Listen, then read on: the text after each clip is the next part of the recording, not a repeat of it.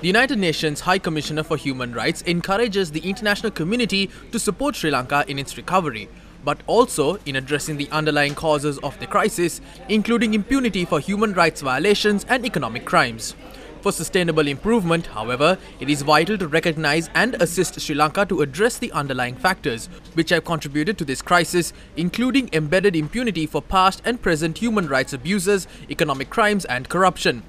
The High Commissioner also underscores the importance of addressing the underlying governance factors and root causes which have contributed to this crisis, and she has highlighted in previous reports. The report calls on the government to immediately end the reliance on draconian security laws and crack down on peaceful protests, reverse the drift towards militarization and show renewed commitment to and deliver on security sector reform and ending impunity.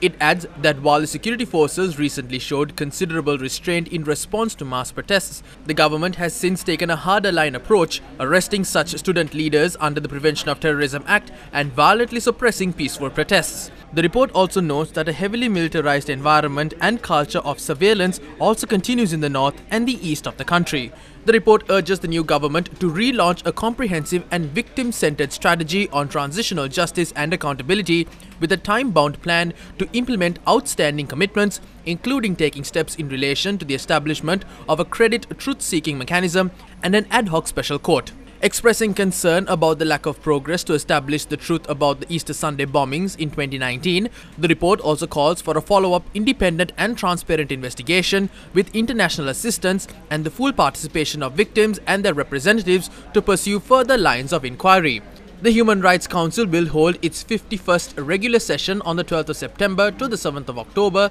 at the Palais des Nations in Geneva.